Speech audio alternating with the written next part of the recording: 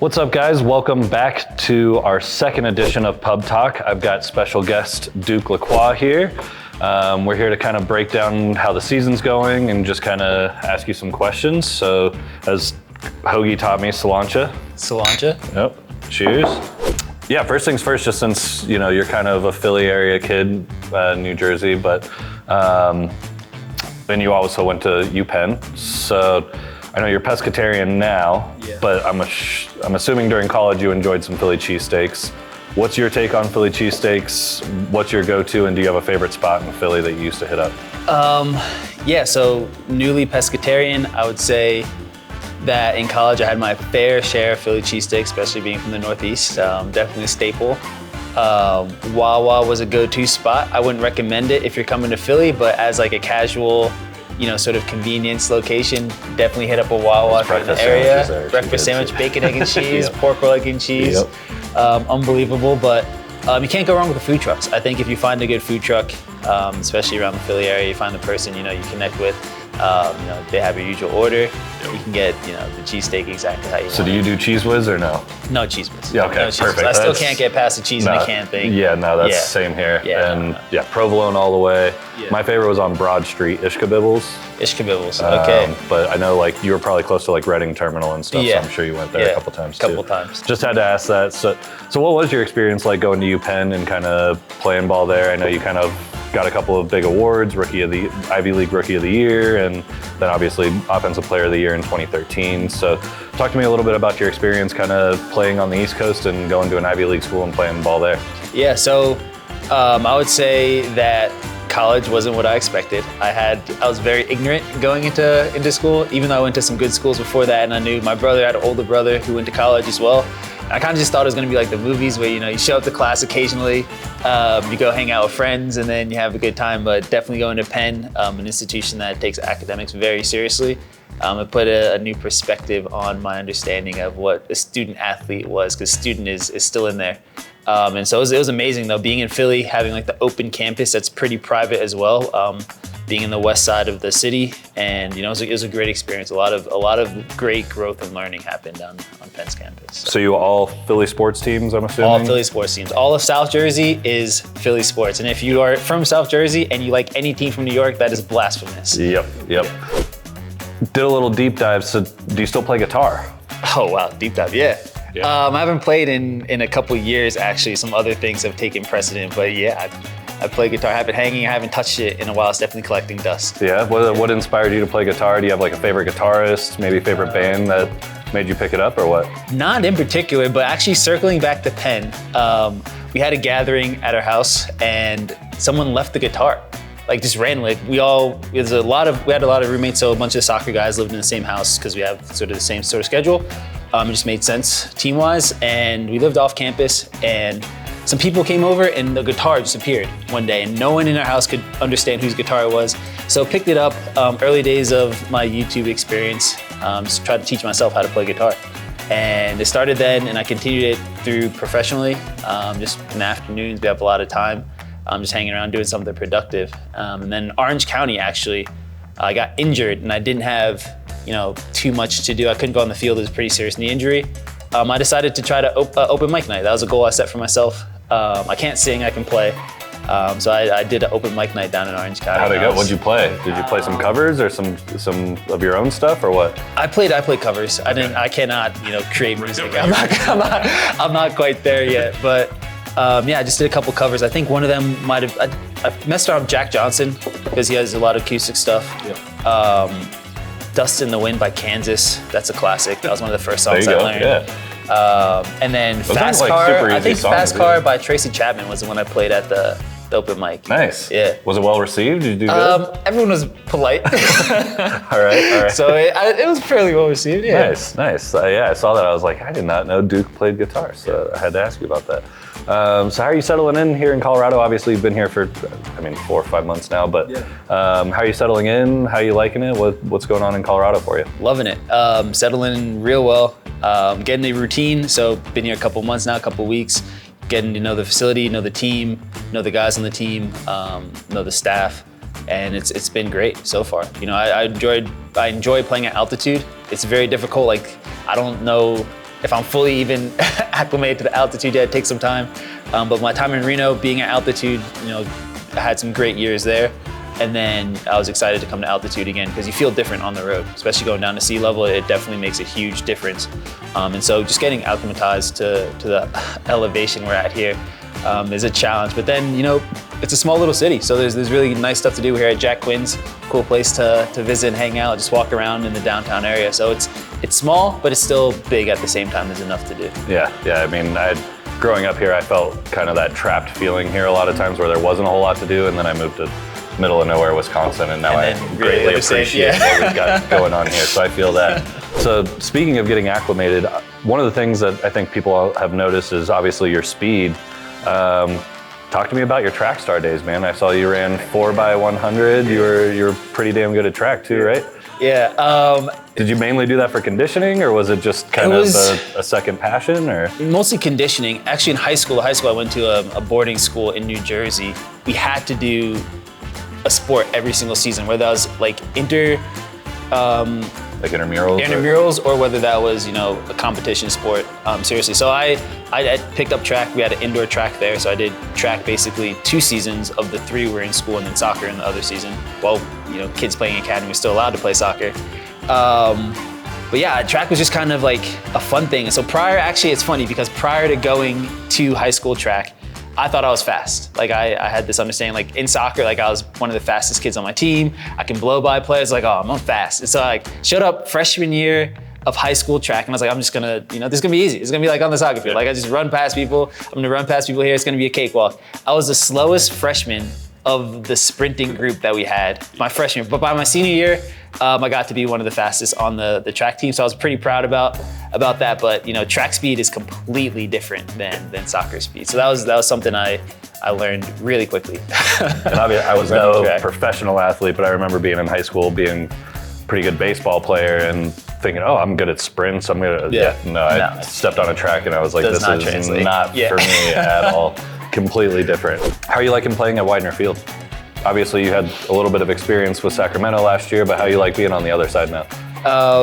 I'm enjoying it a lot. It's a great atmosphere. Definitely amazing to play in a soccer-specific stadium. You definitely feel sort of the intensity from the crowd, from the fans. Even in the freezing cold, they show up and they're loud. This past weekend, so it's a great environment. The energy kind of radiates through the turf and the grass, and it's great to be playing in front of our fans. You obviously have a big challenge this week. We're watching the Man City Arsenal game, full disclosure. Obviously tough opponent in Charleston, unbeaten. What are you guys looking at, and how do you think you can capitalize off the momentum of a big rivalry win against New Mexico to go on an East Coast trip here? Yeah, so Charleston is going to be a good matchup. They're a good team. Like you mentioned, they're undefeated. They're on a good roll right now. They have something really good going on down there, and we're going to look to break that up. I think as a group, we believe we can beat any team we step on the field against, and the coaching staff and the technical staff does a great job preparing us for every single opponent. We watch a lot of film, we break down the film, and we try to execute our tactics to the best of our ability. And I think we're going in pretty confident. I think coming off the result we just came off of, and feeling like we can go into Charleston and get a win. How are you guys feeling at this point in the season? Obviously still pretty early on. Yeah, it's great vibes in the locker room. We have a tremendous amount of experience, guys who've played a lot of minutes in the USL.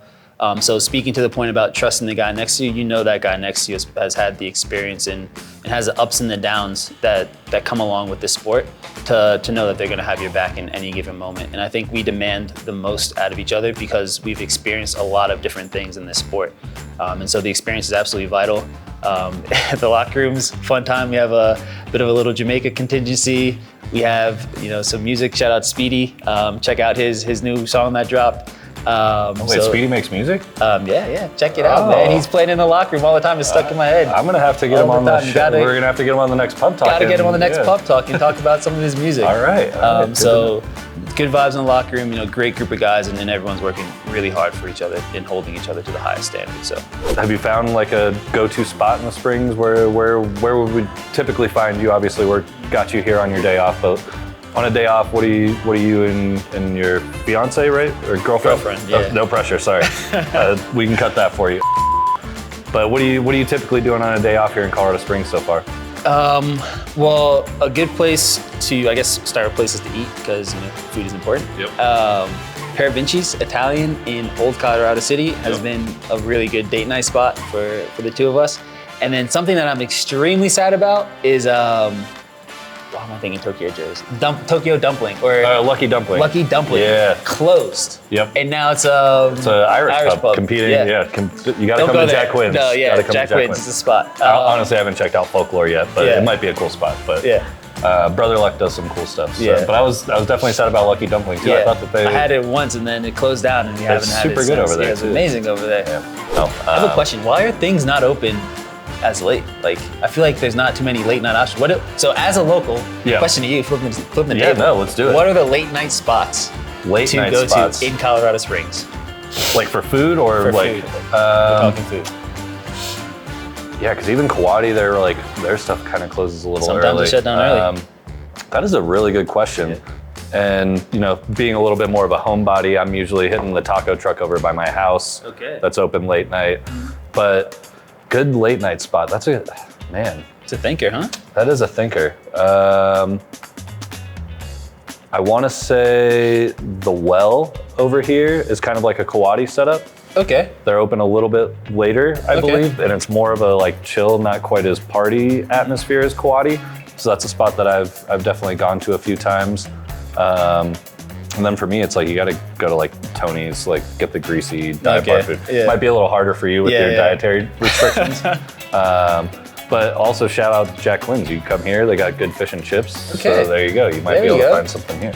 What's kind of your experience been moving to all these different, you've lived in the Midwest in Indianapolis, you've gone to the West Coast, you grew up East Coast, now you're here in Colorado.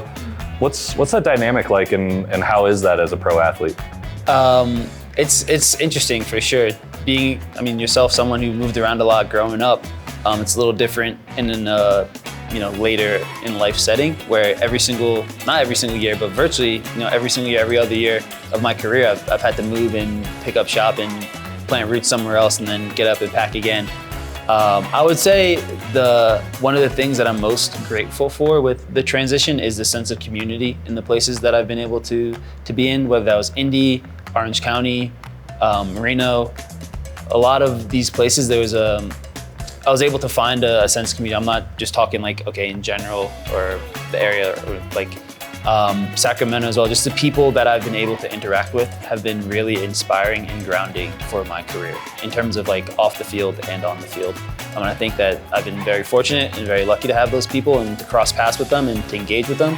But that has been something that I've been blessed with is that there's been interesting and engaging people who've supported me through this journey, and I couldn't honestly do it without them. So that's been the most kind of rewarding aspect of being a pro. It's not necessarily just all the accomplishment on the field is cool, but 90% of what happens in pro life happens off the field. So it's kind of crazy to think about, but you spend a couple hours a day practicing, a couple hours a day during games, and then the rest of it's if you think about it or you're living your life, and how is that being lived? And I think having those moments with those people and in those places has been really special. I just recently obviously kind of found out that you're quite the artist. How has that developed, and what are you looking to maybe get out of that and show people about yourself that you have these other hobbies, and what's Duke like off the field, right? How's your art coming, and how did that all kind of start? So it started in 2020 during COVID, where a lot of things started for a lot of people.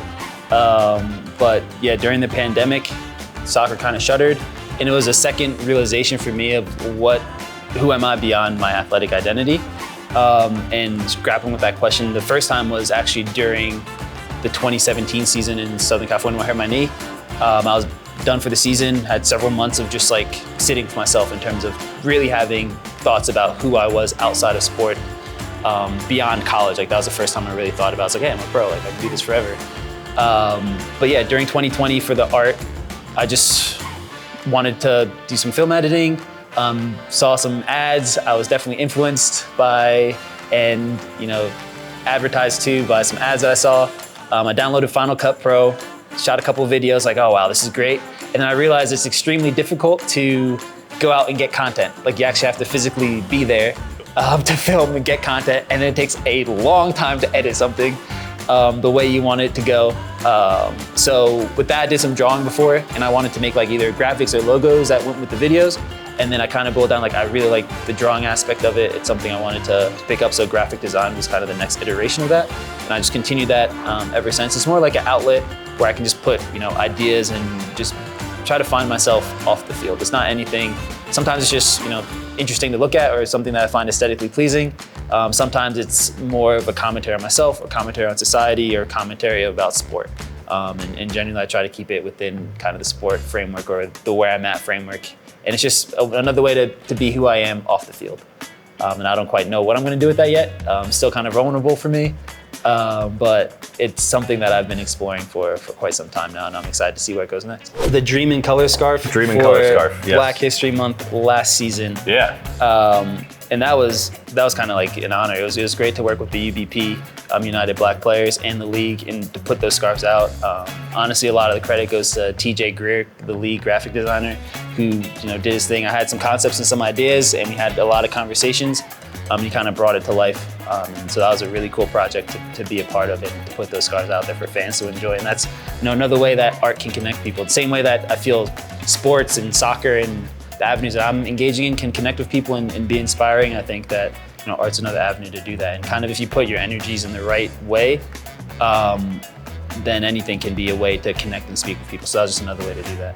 And for our fans who don't know, Duke is the vice president of the United Black Players of the USL. Talk to me about how you got involved and why you think that an organization like that's so important for a league like ours. Yeah, so again, in 2020, getting involved with the group, Brandon Miller, who's the executive director of the group, and Hugh Roberts, who's the president of the group. We all were playing together in Charlotte at the time, actually, and it was during the George Floyd protest and some social unrest going on in the country that we decided that this group was important and important to talk about these issues. And it's not just something that comes up when social issues are front of mind. It's something that needs to be consistently talked about. And thinking back to our own experiences as players growing up, like I don't know how many players I played with who are also of a similar background to myself, similar skin color, or how many coaches primarily were of skin, or people in executive positions or people in training positions who were of my skin color. And giving voices, I guess, to the Black experience, because that's my own experience, is really important. But I think having diversity of cultures in the game, in the sport, is important, of all cultures, in all cultural backgrounds. But the Black experience is where I kind of emphasize and empathize with, because I am Black, and that's something that I experienced growing up, and want to improve diversity, in the league, in the game, and in all aspects of life, really, because that's what makes us as a species, human species, special. And we're all humans at the end of the day. And I think increasing representation in places where we work, where we play, where we enjoy to be is really important, and that's something that I want to advocate for. I know you've gone and met with our local Boys and Girls Club. How did you get so passionate about the give back? And when I did my deep dive, you've been doing this since you came into the league. Why is it so important for you, maybe not just to represent, African-American men and that sort of thing, but the marginalized people in all communities that you've been a part of, and getting in front of them and being kind of that mentor and showing them that you can get past where they're at currently? Yeah, and I think it's, I think other players and people do significantly more, but I think where I can, and it came, again, the realization that we're more than just athletes, and this platform that I have doesn't last forever. Something where I want to leave a mark outside of performance, I want to do community-wise, simply because, you can be the best player you can be, but that lasts a limited amount of time. But the best person you can be lasts forever. And I think, like I spoke about, the being involved in the community, having people who support and care about you, I value that a lot, and I want to be that for someone, whether that's one person or whether that's a community of people or whether that's a group of people. Just trying to attempt to be that person. I don't know, it's going to be imperfect. It's not going to come across, 100% of the time the way that you want it to, but, I think having that strive to do so is very important. I feel like that ties in very well, because obviously our whole thing is kind of the my city, my team, right? Mm-hmm. And personally, I just think having guys like you and the group that we have willing to do these outreach stuff, I think brings that message to actual life, which I think we can all do better about in many assets. So definitely appreciate that you're willing to give your time to our local kids and our local community and all that sort of stuff. I think that's all I got for you, man. Perfect. So this camera, this camera, tell us what you got going on in your life. What else you got going on? I got a haircut earlier today. I don't know if you guys noticed, it was just for you. I'm gonna watch the rest of this Arsenal game in sadness. I might put a hoodie on, turn off the lights, turn on the fire and set the mood, light a candle or two. Hopefully the Sixers can bring you back up. Hopefully the Sixers can bring us back up. But other than that, looking forward to the trip we got going on in Charleston. Support, watch on TV if you can. Jack Quinn's. I think Jack Quinn's is actually hosting the watch party. Then where I'm at is exactly where you gotta be over the weekend, and looking forward to seeing you there. Perfect. Cheers, buddy. Cheers. Appreciate you.